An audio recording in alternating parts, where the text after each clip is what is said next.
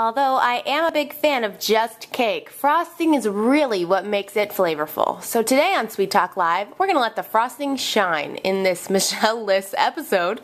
I'm going to make a delicious cream cheese frosting to go in between and over these little red velvet cake layers for my mom's birthday.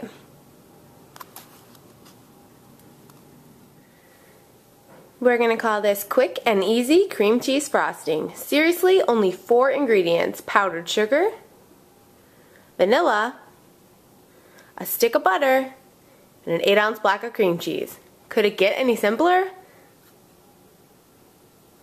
So like I said, this is super easy. I dropped a block of cream cheese and 1 stick of butter in my mixing bowl.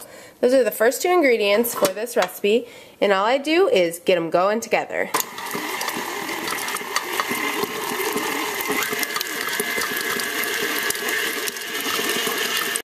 When your butter and cream cheese mixture looks like this, you know you're ready to add the other ingredients. The key to success for this is starting with softened cream cheese and softened butter, which you can leave on your countertop, or use your microwave on a low setting, or a fancy tool if you have one like I do that has its own softening butter setting.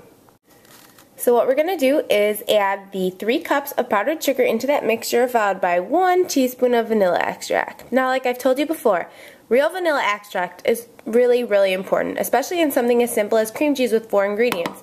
If you don't have that actual flavor in there, I mean, that's the only thing that's flavoring this awesome frosting. So you need that real vanilla in there.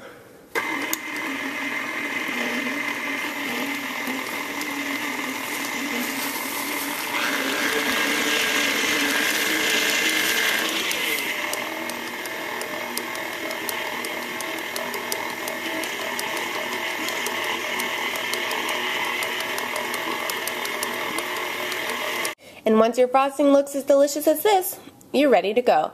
Now if you think your frosting is a little too soft, which depending on the weather it could be, stick it in the fridge for about 10 minutes to firm up and get a little cold. You want to take a little frosting and put it in the middle of the plate you're going to use to make your cake. You do this so that your cake sticks to the bottom and doesn't move around when you're frosting it or when you're moving it or cutting it later. Nothing fancy here, just good old cream cheese frosting filling the layers of my red velvet cake, and it's also going to go on the top and the sides. Be sure to not put your frosting all the way to the sides, but just have a little bit on the edge that's extra, so when you put the next layer on, it won't squeeze out and make a little bit of a mess.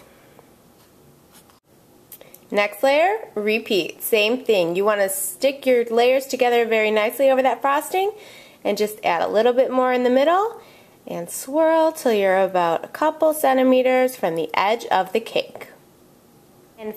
And finally, with that top layer, you have gravity to help you out, especially if your layers, you fill the cake with the same thing you're frosting it with on top.